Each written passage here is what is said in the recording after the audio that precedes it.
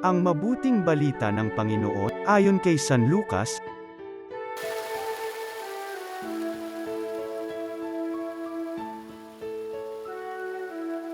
Noong panahong yun, ang mga publikano at ang mga makasalanan ay nagsisilapit upang makinig kay Jesus.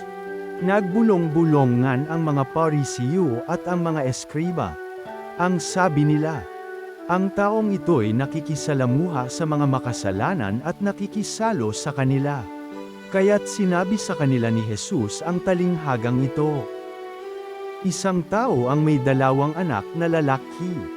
Ang wika ng bunso, Ama, ibigay na po ninyo sa akin ang mamanahin ko. At binahagi sa kanila ng ama ang kanyang ari-arian.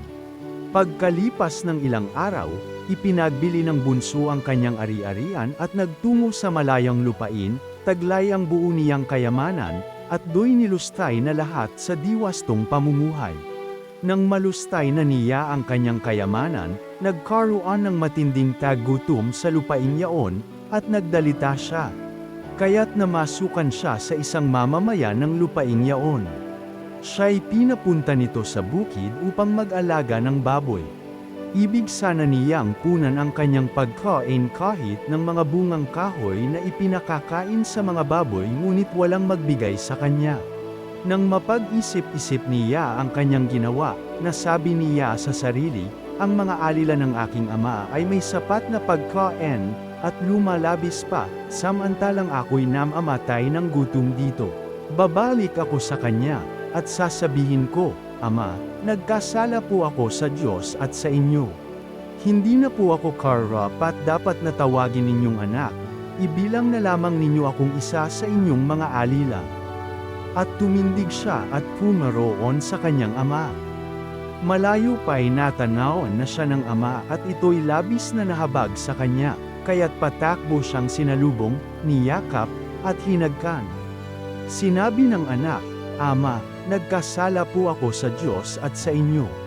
Hindi na po ako karapat dapat na tawagin ninyong anak.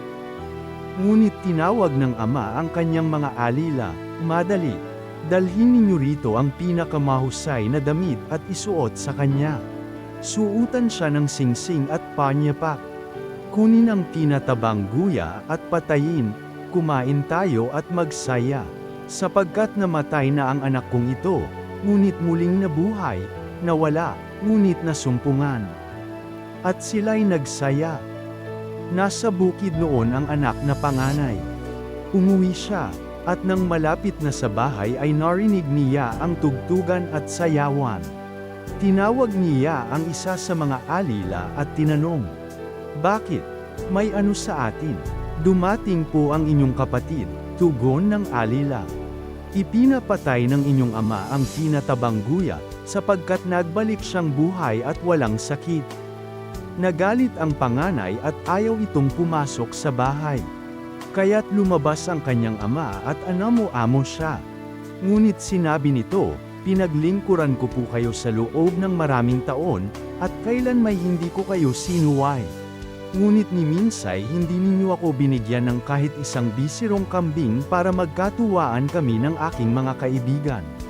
Subalit nang dumating ang anak ninyong lumustay ng inyong kabuhayan sa masasamang babae, ipinagpatay pa ninyo ng pinatabang guya. Sumagot ang ama, Anak, lagi kitang kapiling. Ang lahat ng ari-arian ko'y sa iyo. Ngunit dapat tayong magsaya at magalak, sapagkat namatay na ang kapatid mo, ngunit muling nabuhay, nawala, ngunit nasumpungan. Ang mabuting balita ng Panginoon.